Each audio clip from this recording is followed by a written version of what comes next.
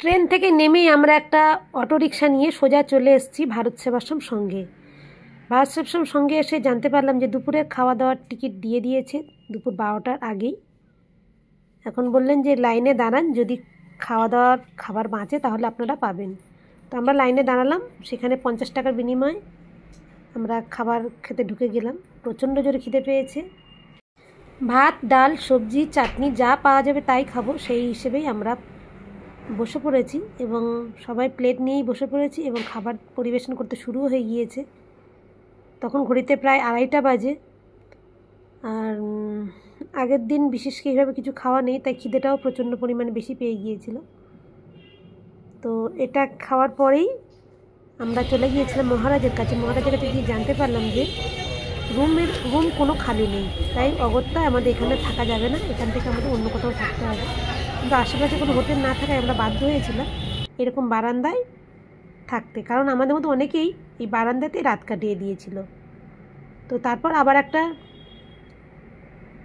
টোটো নিয়ে আমরা বেরিয়ে পড়লাম গঙ্গার ঘাটের দিকে, দশাশ্বমেধ ঘাটের দিকে, কারণ শুনেছি আজকে নাকি দশাশ্বমেধ ঘাটে আরতি হবে। তো আমরা সেই হিসাবে বেরিয়ে পড়েছি দশাশ্বমেধ ঘাটে আরতি দেখার জন্য। তো টোটো আমাদের একটা জায়গায় দাঁড় করিয়ে দিল, তারপর আমরা হাঁটতে শুরু করেছি গঙ্গা ঘাটে।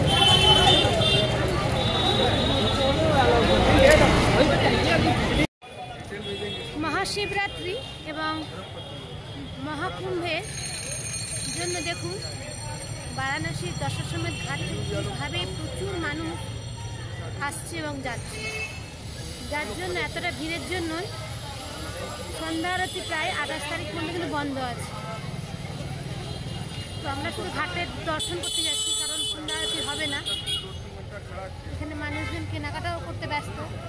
বেনারসে ফেমাস হলো বেনারসি শাড়ি, পান, মিঠাই আর বেনারস কি গলিয়া,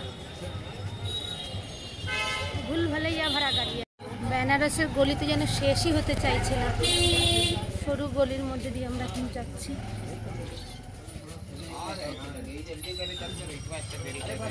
চলেই যাচ্ছি, শেষ আর হচ্ছে না। এর মধ্যে যে যাকে পারে ধাক্কা দিয়ে চলে যাচ্ছে, বাইক যাচ্ছে, সাইকেল যাচ্ছে, তার মধ্যে মানুষও যাচ্ছে।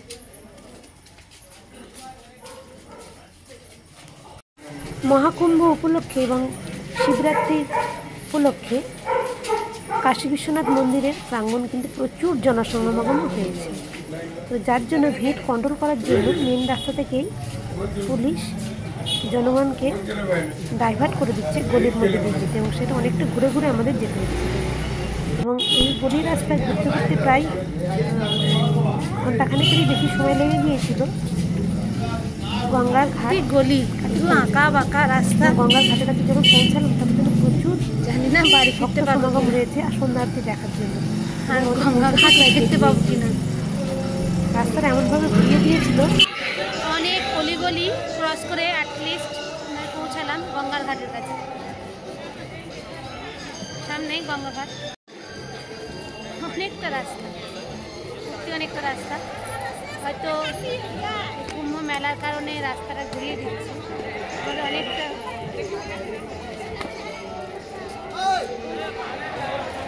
হর মহাদেব। চলো চলো চলো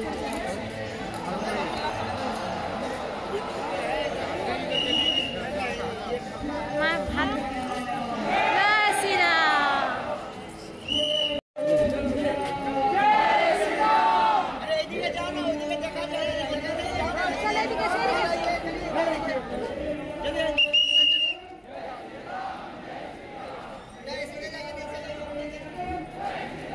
জয় শ্রীরাম। আমার সিঁড়ি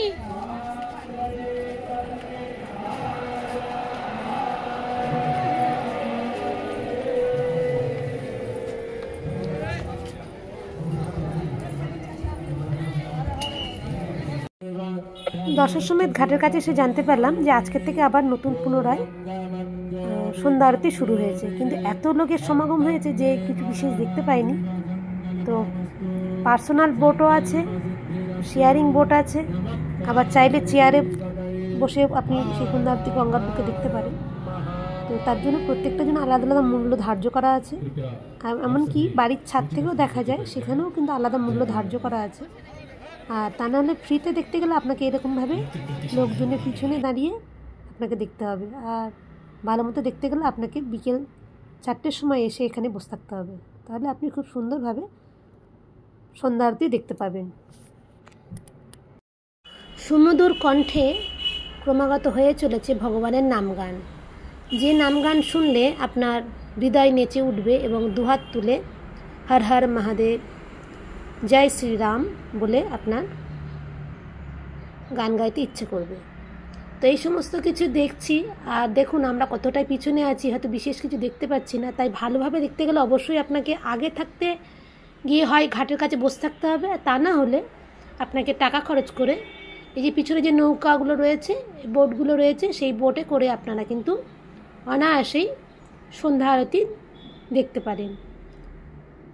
দশাশ্বমেধ ঘাটে সন্ধ্যাবেলা দেখুন আর অসি ঘাটে সকালবেলা দেখুন, তবে সবটাই কিন্তু নির্ভর করছে আপনি কখন ঘাটে পৌঁছাবেন। বেনারস ভ্রমণের আজকে দ্বিতীয় তথা শেষ দিন। এখন আমরা যাচ্ছি গঙ্গার ঘাটে। ভাবনা চিন্তা আছে গঙ্গার ঘাটে গঙ্গার ঘাটগুলো পরিদর্শন করব এবং গঙ্গার ঘাটে স্নান করে নেব। তো সেই উদ্দেশ্যে সকাল সকাল আমরা বেরিয়ে পড়লাম। প্রথমে একটা রিক্সায় করে চলে এলাম এমন একটা জায়গায় যেখানে উনি বলে দেন এখান থেকে সোজা গেলেই আপনারা পেয়ে যাবেন চৌরাস্তা। সেই চৌরাস্তা দিয়ে বাঁ দিকে গেলেই আপনারা পেয়ে যাবেন গঙ্গার ঘাট। তো আমরা সেই মতন সেদিকে এখন আমরা যাচ্ছি।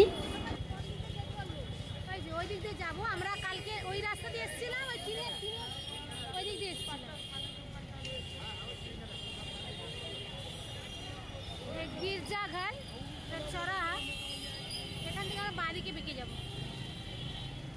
আর আমরা গতকাল এই রাস্তা দিয়ে এসেছিলাম, অটোওয়ালা রিক্সাওয়ালা ওইদিকে ছেড়ে দিয়েছিল, এখান দিয়ে এসে আমাদের এই দিকে ঢুকিয়ে দিয়েছিল,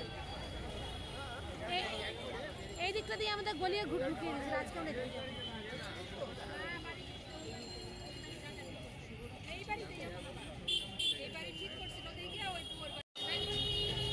সকাল সকাল আমরা সবাই যাচ্ছি গঙ্গার ঘাটে স্নান করার জন্য। পিছনেই হচ্ছে কিনা চড়াহাট বা চৌরাস্তা, আমরা যারা বাংলায় বলি চৌরাস্তা, এখানে চড়াহাট হিন্দিতে বলছি।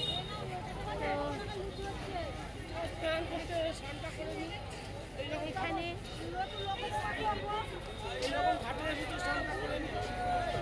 এখানে সবাই আমরা যাব। প্রচুর লোক, ভক্ত সমাগম, যেহেতু বিশেষ দিন ছিল শিবরাত্রি এই উৎসব এবং তারপর কুম্ভ মেলা, যাদের প্রচুর লোকজন রাস্তায় এদিক থেকে ওদিক, সর্বত্র লোকে লোকে জনারণ্য, জনাকীর্ণ অবস্থা একদম। কাশী বিশ্বনাথ মন্দিরে পূজা দেওয়ার জন্য পুরো মন্দির থেকে চৌরাস্তা পর্যন্ত চলে এসছে, তারও বেশি। দিনটা ছিল 28শে ফেব্রুয়ারি। আর দেখুন এত মানুষ এসেছে যে কাশী বিশ্বনাথ মন্দিরে কাশী বিশ্বনাথকে দেখার জন্য কিভাবে লাইন দিয়ে লোক দাঁড়িয়ে আছে। এই লাইনটা শুরু হয়েছে একদম গঙ্গার ঘাট দিয়ে। আমরা লাইনটা দেখে ভাবছি যে লাইনটা শেষ কোথায়। তো আমরা এখন সেদিকেই যাচ্ছি যেদিকে লাইনটা শুরু হচ্ছে, কারণ এই লাইনটা সামনের দিকে হচ্ছে কাশী বিশ্বনাথের মন্দির, আর এর পিছনটা কোথায় কিন্তু এখনও পর্যন্ত আমরা দেখতে পাইনি। আমরা অনেকক্ষণ ধরে হেঁটে হেঁটে যাচ্ছি। তারপর দেখুন এখানে বিভিন্ন রকমের আরও সব অন্যান্য কিছু মন্দির আছে, সেই মন্দিরগুলো দেখা যাচ্ছে। এখানে আর একটা জিনিস দেখেছিলাম গতকাল রাত্রে, সেটা হচ্ছে কিনা খিচুড়ি বাবার মন্দির, যেখান থেকে রাতের বেলা খিচুড়ি দিচ্ছিল। এই যে আমরা চলে এসেছি, পুলিশও এখানে ঢুকতে দিচ্ছিল না, বলছে আবার ঘুরিয়ে দিচ্ছিল। তো আমরা একটু বুদ্ধি করে এই লাইনের মধ্যে ঢুকে গিয়েছি, কারণ এটা ছিল শর্টকাট। কারণ ভিড় নিয়ন্ত্রণের জন্য পুলিশও আমাদেরকে বলছিল ওই দিকে দিয়ে ঘুরে আসুন। আমরা ব্যারিকেডের এই দিকটা দিয়ে ঢুকে পড়েছি এবং এদিক দিয়ে ঢুকে পড়ার ফলে খুব তাড়াতাড়ি আমরা গঙ্গার ঘাট পেয়ে গিয়েছি। তারপর যখনই ঠিক এই জায়গাটা এসে দাঁড়ালাম যে সামনেই গঙ্গা এবং অসংখ্য নৌকার মানুষজন যাতায়াত করছে, দেখে জায়গাটা এত ভালো লাগছে যে কিছুক্ষণ যেন দাঁড়িয়ে দেখতেই থাকছিলাম। তারপর নিজেরা কী করে বুঝতে পারছিলাম না। তারপর হঠাৎ ঠিক হলো যে আমরা বোটে করে যে সমস্ত ঘাটগুলো বোটে করে দর্শন করায় বা ঘোরায় সেগুলো আমরা ঘুরে নিই, আর সম্ভব হলে তারপরে আমরা স্নান করব। তো সেই মতো আমরা নৌকাওয়ালার সাথে কথা বলতে গেলাম। গঙ্গার ঘাটের সিঁড়ি দিয়ে যখন নামছিলাম তখন গায়ের মধ্যে একটা কাঁটা দিয়ে উঠছিল, একটা ঐশ্বরিক শক্তি গায়ের মধ্যে অনুভব করছিলাম। কি অদ্ভুত একটা টান, কি অদ্ভুত একটা শক্তি, মায়া যেন কাজ করছিল। সত্যি এই জায়গাটা বড় মায়াবী। এখানে সত্যি ভগবানের বাস। জীবনান্তত একবার বেনারস সবাইকে যাওয়া উচিত। বেনারসের যে অপরূপ শোভা, যে আধ্যাত্মিক রূপ সারা ভারতবর্ষের মানুষজন এই অঞ্চলে আসছে, সেগুলো না দেখলে হয়তো আপনি কোনোদিনই জীবনটাই হয়তো অসম্পূর্ণ থেকে যায় বলে আমার মনে হয়। বিশ্বাস করুন, কোথাও যেতে হবে না, আপনি একটা উঁচু জায়গায় বসুন, বসে এই প্রকৃতির এত রূপ সৌন্দর্য উপভোগ করুন আর মনে মনে ভগবানের নাম জপতে থাকুন। দেখবেন মনে থেকে ভিতর থেকে একটা অদ্ভুত শক্তি আপনার গায়ে কিন্তু কাজ করবে। একটা শান্তির বাতাবরণ যেন ছুঁয়ে যাবে, আপনার শরীর মন দুটোই জুড়িয়ে যাবে। আপনার মনের রাগ, অভিমান, হতাশা সব কিছুই কিন্তু দূর করে দেবে এই গঙ্গার ঘাট। বোটে করে গঙ্গার ঘাটগুলো পরিদর্শনের জন্য বোটওয়ালারা পার হেড 200 টাকা বা 250 টাকা বা 300 টাকা বিভিন্ন রকমের রেট চাইছে। তো আমরা 4 জন ছিলাম, তো আমরা 4 জনের দরদাম করে বলা হলো যে 500 টাকায় দেবো, তাতে যদি নিয়ে যেতে পারেন নিয়ে চলে, তা নাহলে আমরা অন্য বোট দেখছি। তো তাতে তারা আমাদের রাজি হয়ে গেল এবং আমরা বোটে উঠে গেলাম। এবং এখান থেকে ওরা আমাদের বোটে আমরা সবাই সুস্থভাবে উঠে গিয়েছি। বোটে উঠে যেটা করতে হচ্ছে সেটা হচ্ছে সবাইকে আগে প্রথমেই লাইফ জ্যাকেট পরতে হচ্ছে, যেটা বোটের মধ্যেই রয়েছে একটা বাক্সের মধ্যে। সেখান থেকে আপনি আপনার একটা ভালো দেখে লাইফ জ্যাকেট পরে নিন, কারণ লাইফ জ্যাকেট না পরলে ওরা কিন্তু বোট ছাড়বে না এবং এটা কম্পালসারি। যে পরেনি তাকে ওনারা লাইফ জ্যাকেটটা আগিয়ে দিচ্ছেন এবং সবাই দেখুন কি সুন্দরভাবে কমলা রঙের লাইফ জ্যাকেটটা পরার জন্য কি সুন্দর ভালো লাগছে।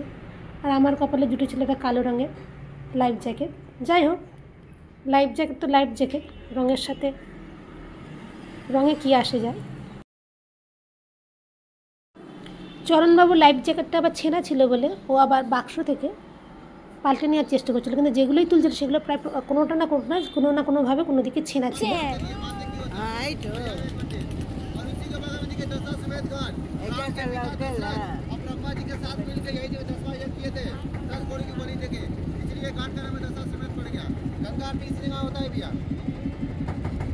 বোটের ছেলেগুলো খুব সুন্দরভাবে প্রত্যেকটা ঘাটের ইতিহাস বা বর্ণনাগুলো খুব সুন্দরভাবে বুঝিয়ে দিচ্ছিল, যেগুলো শুনতে ভালো লাগছিল।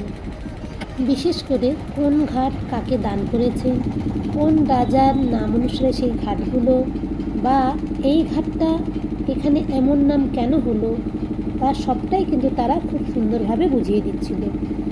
তাই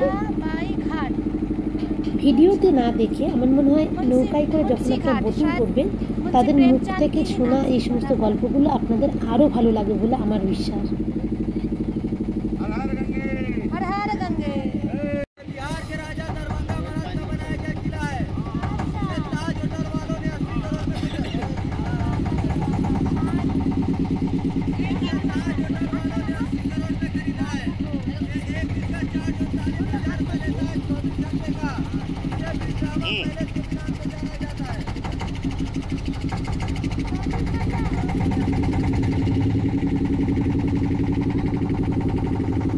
প্রতিটা ঘাটের একটা নিজস্ব গল্পকথা আছে।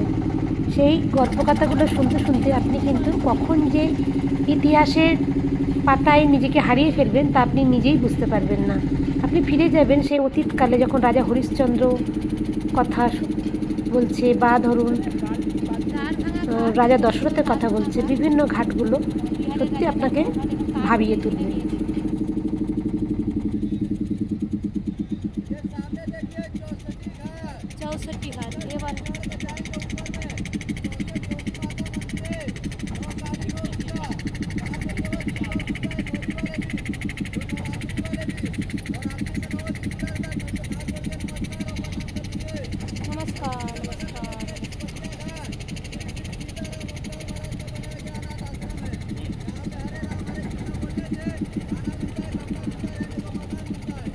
हरे कृष्ण हरे राम।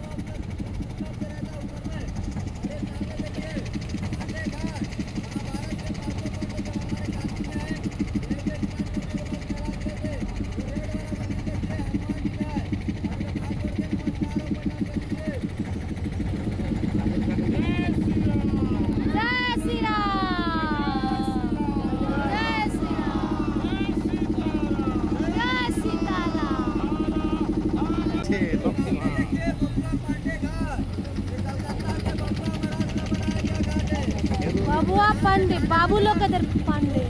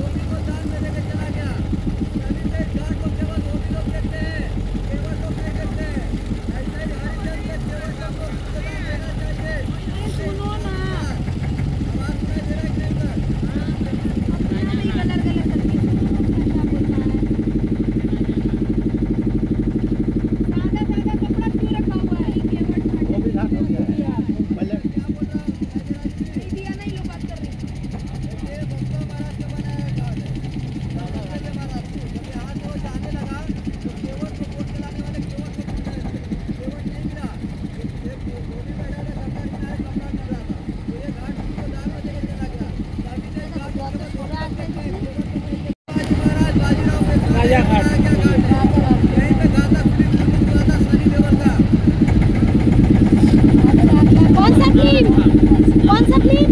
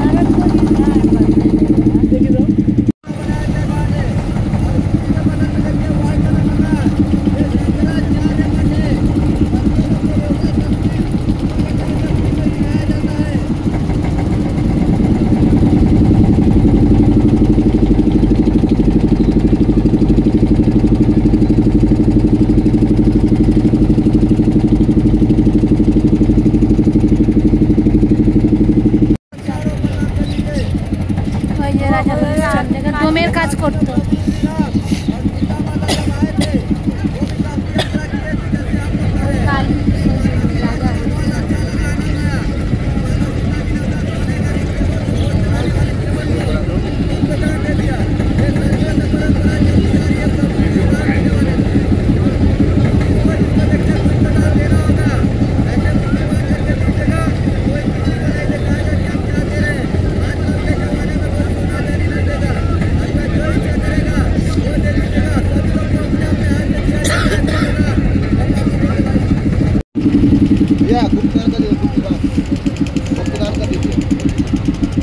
जो भी 10 20 5 करना कर दीजिए। एक टेबल का 5 টাকা করে দাও, গুপ্তদা দিতে হয়। अपने अपने हाथ से करना होता है। হাতে হাতে করে দাও, একটুখানি মুঠো মেরে দাও, কিচ্ছু দেখবে না কি আসছে হাতে। अरे ये टेबल तो करना वोट चलाने 500 100 200 যা গুপ্তদা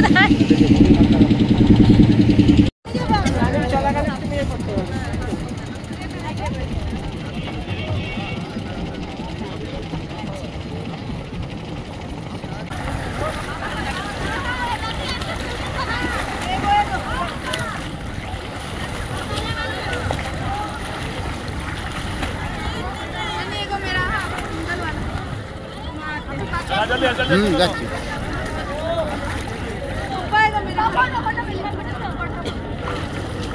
দুজনে মনে হয়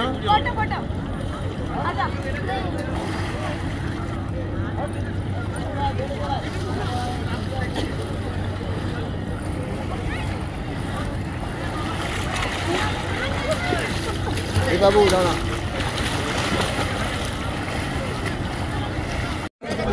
ঠিক আছে, আমরা গঙ্গায় স্নান করলাম। স্নান করে এটা ফাটফাট করে ঘোরাও কেন, একটু আস্তে আস্তে করে ঘোরাতে হয়। প্রত্যেকটা জিনিসের একটা সিস্টেম আছে, আস্তে আস্তে করে ঘোরাতে হয়। ইয়ে কর, কি বলে, ভিডিও ক্যামেরা কর, তাদের দেখাচ্ছি, ভিডিও ক্যামেরা কর। হ্যাঁ, আমার বেরোতে কর না। নিয়েছিলাম কালকে। ওরা দেবো, ওরা দেবো, ওরা দেবো।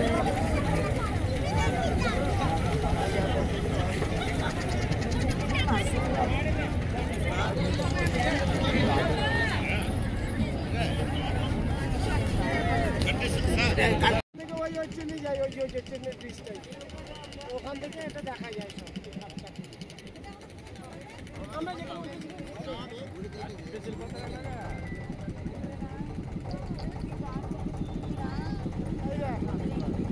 भाई सब मंदिर बताओ। इधर देखिए सभी लोग। हाँ, ये सामने देखिए मणिकर्णिका घाट। मणिकर्णिका घाट ये काशी का महाश्मशान भूमि है। यहीं पे 24 घंटे डेड बॉडी जलता ही रहता है। यहाँ की अगर আমাদের বোট এখন চলেছে মণিকর্ণিকা ঘাটের সামনে দিয়ে। वर्षा हो जाए কথায় আছে যে মণিকর্ণিকা ঘাটে চিতা নাকি কোনোদিনও নেভে না, অর্থাৎ 24 ঘন্টায় এবং 365 দিন নাকি জ্বলে। ये कॉरिडोर है। মণিকর্ণিকার ঘাটে পোড়া কোনো মৃতদেহ আর নাকি পুনরায় জন্ম হয় না। সেই শরীর বা আত্মায় পুরো মোক্ষ লাভ করে এবং আর কোনোদিনই কোনো জীব হিসাবে জন্মগ্রহণ করতে হয় না। সামনের ঘাটটা হলো কাশী বিশ্বনাথ মন্দিরের 3 নম্বর ঘাট। ये भैया बता, ये मंदिर, ये घाट कौन सा है?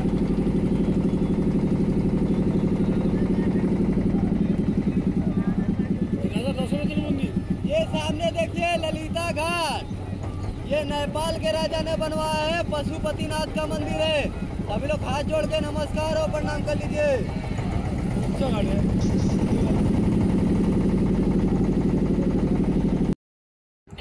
বোটে করে সমস্ত ঘাটগুলোর পরিদর্শন হয়ে গিয়েছে। এবার আমাদের বোট থেকে নামার পালা।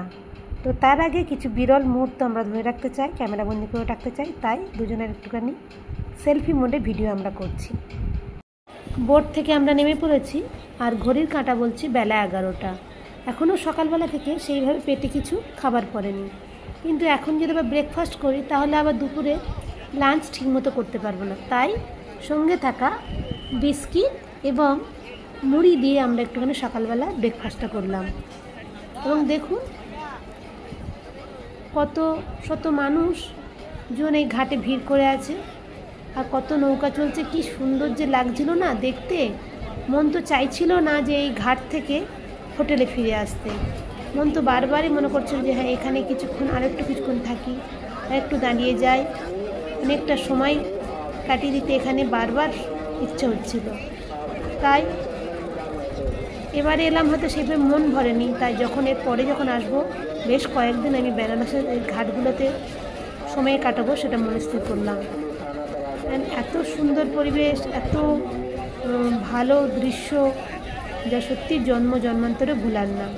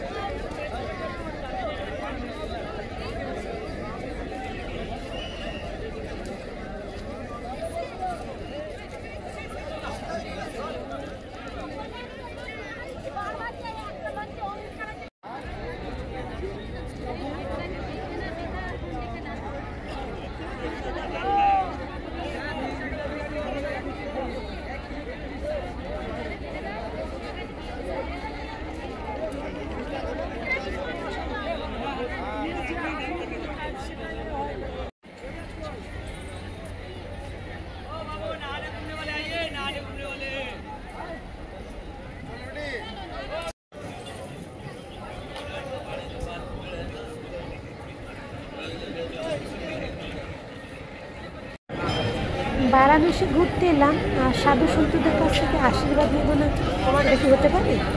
তাই ঘাটের পাশেই যে সমস্ত নাগা সাধু বা অন্যান্য যে সাধু মহারাজ ছিলেন তাদের থেকে আমরা আশীর্বাদ নিলাম এবং তাদের হাতে যে ঝাড়ু ছিল সেই ঝাড়ু দিয়ে তারা মাথায় বারবার মেরে আমাদেরকে আশীর্বাদ করছে। তারপর আবার শেষ গঙ্গার ঘাটে